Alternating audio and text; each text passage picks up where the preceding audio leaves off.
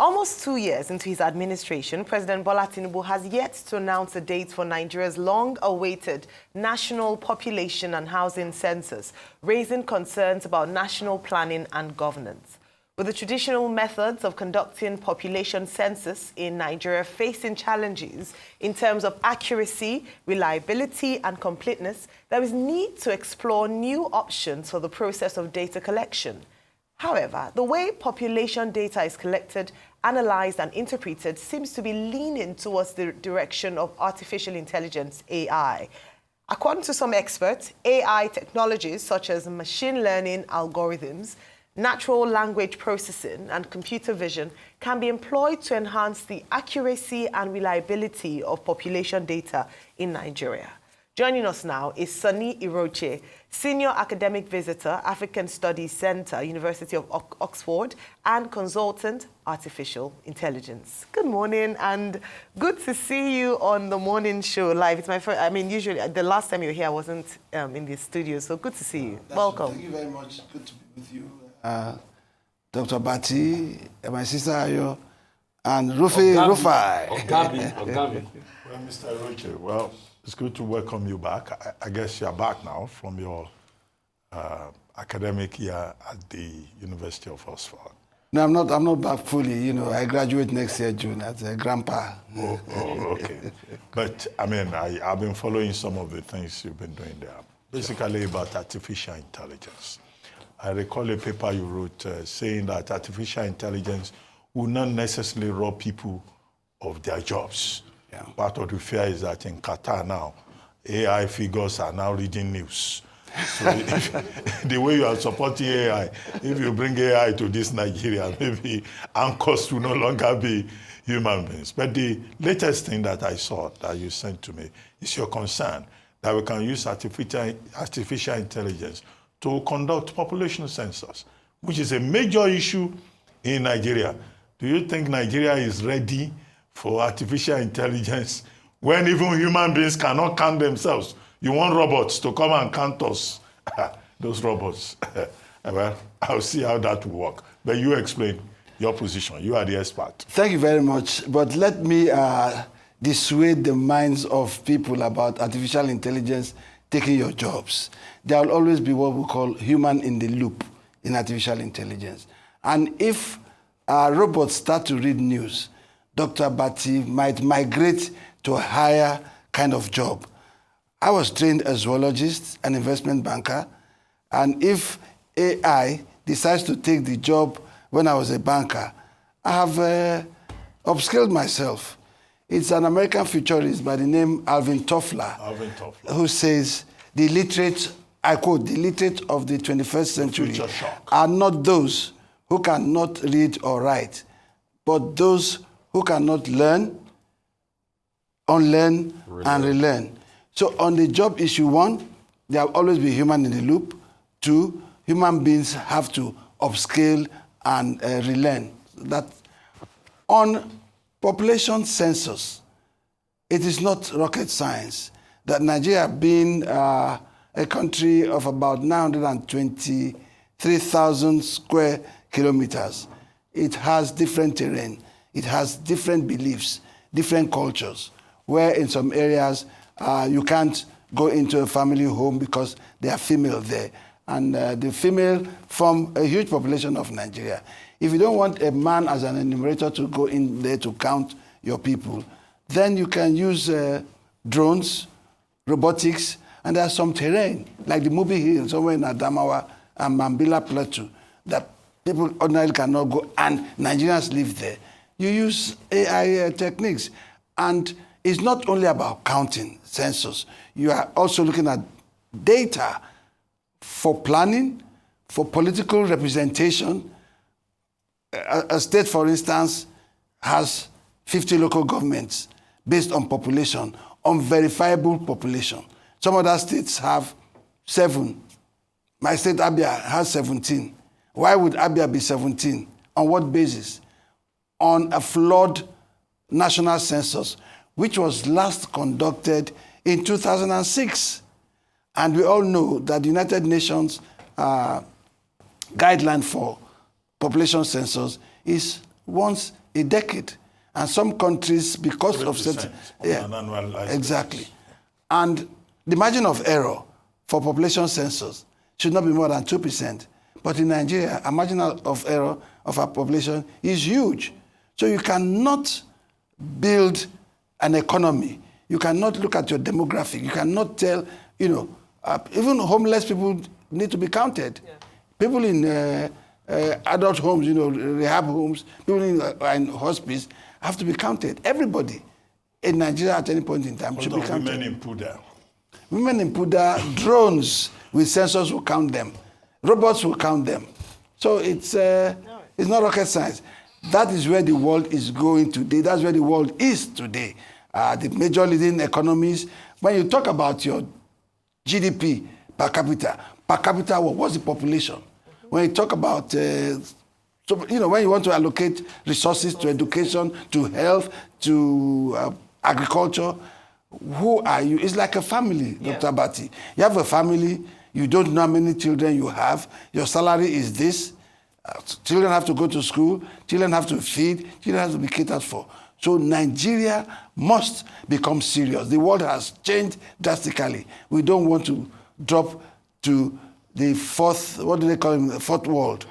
We are struggling to be a third world. Yeah. And Nigeria is too big to be small. Absolutely. I mean, it's shocking to know that 2006 was the last time we had a successful census carried out in Nigeria. And you're absolutely correct. Other parts of the world have been able to successfully use AI as a tool for making the process more efficient and more, not just cost efficient, but also efficient in terms of the accuracy of the data collected. But let's address some of the concerns. Dr. Bati mentioned one, people, just general concerns around the use of AI, which is that fear of it substituting human beings. But there's also the natural fear of new things. Remember when 5G came and people were saying, oh, it's the Antichrist? Yeah. How do we begin to deal with that kind of fear? What are some of the things? Because if you're saying that AI should go to the Mubi Hills or to Poda, they're not going to, are they going to give access? Are the people going to be able to accept that? How do we challenge these fears by people who do not know anything about it or might think that you're trying to introduce some kind of disease or 666, with AI intervention? Nigeria is too religious. Religiosity is part of our major problem. Yet some of us are very evil.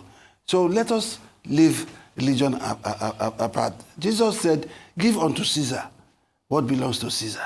If you want to count your population for planning purposes, for political representation, and for data, you have to also have a campaign to let the people understand. You don't have to have a degree, you don't have to be a university graduate, you don't have to even go to school. But if you explain to Nigerians in their languages, in Fufude, in Igbo, in Hausa, in Yoruba, in Efik, whatever language, you speak to them in their language and assuage their fear. We have nothing to fear except fear itself. And I tell you, there's a lot of ignorance in Nigeria. Absolutely. And politicians use the naivety and the ignorance of the people to manipulate them. Why do I want to balloon my population for selfish reasons? Why am I elected into public office or appointed into public office if not for the common good? All these things have not paid us in any way. When you see the leading countries, Singapore, Lee Kuan Yew, China, India has 1.4 billion people. They have credible census. They have proper, fair, and equitable representation. So all these ones that I want to have more senators, I want to have, every state is equal anyway, senators, but House of Rep, resources. And what have they done with these resources, with the population that people balloon? So let us get it right. The world is not going to wait for Nigeria. We have to put our best foot forward. We have to place a premium, I always say it, on meritocracy as opposed to mediocrity. Mediocrity has never and will never help any country grow. All of this you've said is good, but money is the problem. We ought to have done this as a fact. They had imported most of the equipment. to do the census, President Buhari then stylishly pushed it to President Tinubu and said, okay, or the next president, because President Tinubu was not elected there, but pushed it to the next administration. But since President Tinubu got in, the money is the problem. It's not that Nigeria doesn't want to deploy AI and all of that. The money. Number one, how are we going to even prioritize or get this money out? That's number one question. Number two, you recently had an AI dealing with the minister, where people were talking about developing a regulatory sandbox. You presented paper. How did that end? Okay, let me take your first reaction on money. Money in economics will always be a scarce resource. It is for us to prioritize. If I were President Bola Ahmed Tinubu, I would tell whosoever, Christian or Muslim, that wants to go on pilgrimage to fund it. It's not government to fund any such personal religious beliefs or pilgrimage. If I were President Bola Ahmed Tinubu, I'll look at the United States that has over 350 million people and has a cabinet of about 18. And say this constitution that says a state must have 36 states. I supported the change of the national anthem. Yes, of course. I will support the reviewing of the constitution to remove that, what I consider obnoxious, that each state of the federation must produce a minister. It never used to happen like that. And Nigeria was working. In the First Republic, it didn't matter. You get your best hands. It's a team. You won't say you are going for World Cup or African Cup of Nations that every state must bring a player. We are in a competitive world. We are in a changing world. Let us get our best team. So if you cut down the size of government, prioritize where resources should go to, then you must know that without having a credible census, you are not going anywhere. I just said that Netflix was leaving Nigeria. Well, if people start leaving, it's because certain things are missing. And President Tinubu has a lot on his plate. So let us look at the United Nations Population Fund, which is the UNFPA. We can get funding for population. People will want to support Nigeria if we are doing the right thing. If we are borrowing money for consumption, then we are not going anywhere. It's important, it's important for us to get our population to the closest margin of error as possible, not more than 1.5 to 2%. How about your parley with the minister as regards AI? The National AI Strategy Committee that we held in April of this year and came up with a fantastic blueprint framework that will guide Nigeria for responsible and ethical AI. As a member, I flew in from Oxford. I did my bit. I was in research and innovation, where we suggested the creation of an AI development and research fund. So that is what I can comment. I'm not in government, so I cannot speak on behalf of Bosun Tijani. I was invited as a patriot, and I flew in, did my job, and I've passed on the baton to the man who employed me to do the job. Okay, Mr. Iroche, still talking about AI, although from another direction. Yes. In the early 2000s, you were executive director, transmission company of Nigeria. Yes. Right? Yes. In charge of accounts there. Yes. Now, yesterday, I think it was yesterday, we had a gentleman from Bayelsa here talking about how Bayelsa has been in darkness for over 4.5 months, simply because of the inefficiency of TCN, not taking care of its own infrastructure, not having a monitoring system. That was in Bayelsa. Now, globally, that is in Nigeria. This year alone, the power grid, the transmission line, whatever, has collapsed more than 7 or 8 times. So how did we get here? That your former company where you worked has become so inefficient. As somebody who was there, will you recommend that AI will help us with electricity? Maybe that's the missing link. Thank you very much. Nice, brilliant question. First and foremost, I was appointed from the private sector by the Jonathan's government on a 4-year contract. I wasn't raised and groomed in NEPA that became TCN. I came from an investment banking background. And I will say, my team and I were against the Manitoba contraption that the government had signed, that did not know what they were doing.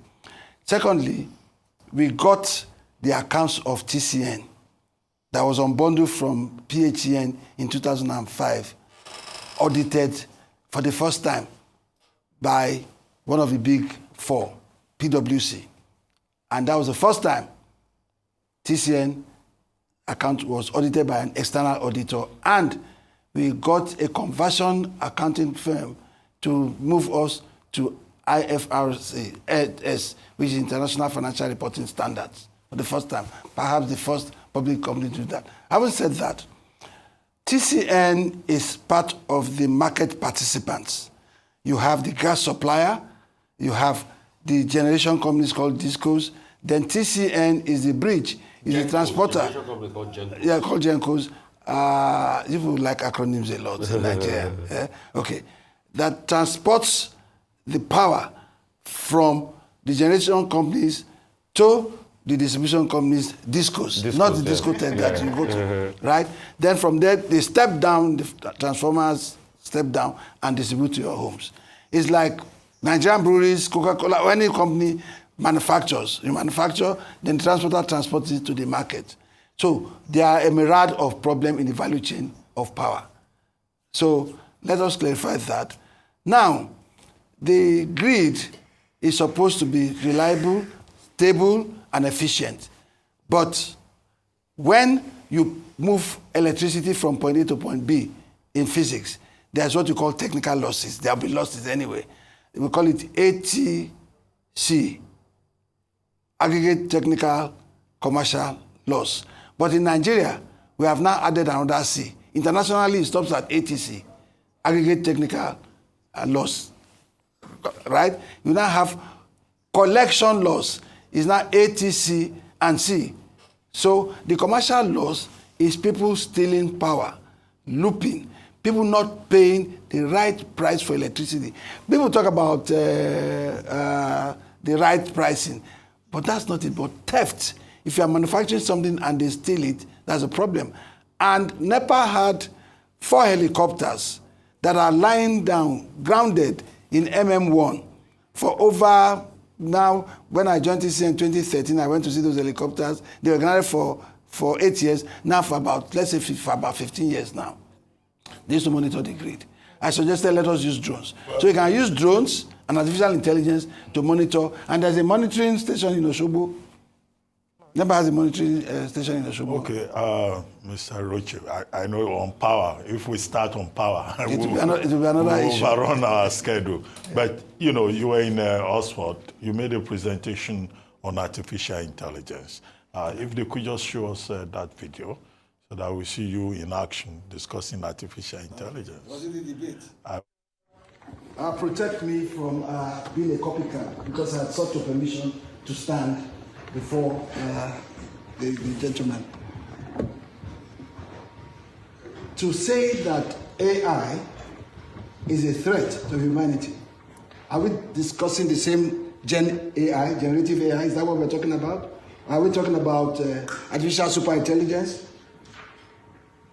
Now, how many of you would have taken this course if you thought that AI was a threat? Raise your hand.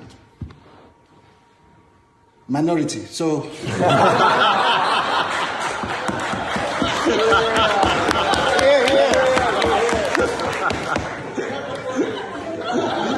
distinguished colleagues, I come here with reputational capital. I'm a member of UNESCO AI committee worldwide, which 173 countries have signed into. The last 2 days we've been talking about capital. So I come with reputational capital, which I think you're going to vote for. It's essential that one of the greatest threats to mankind today is climate change. And AI is the one thing that is going to debunk and fight against climate change. Now we are in Oxford. There are about 13 departments that study AI. There's philosophy, there's mathematics, there's a whole lot of them. We are inside business group, AI for. So it is important that this university, that's almost 1,000 years old, would not go into something that would be a threat. Then you guys sound like the geographers who were discussing the shape of the earth that said Earth was flat. But we've come to realize that it's not flat, that it's spherical. We use AI for drug discovery, we use AI for education. Use cases of AI is enormous, it's all over the place. So I don't want to repeat that. Are you going to say, because drinking water in the wrong way, for those who are in the medical field, kills some people, it does kill, if you take water the wrong way, would you stop drinking water? Would you? No.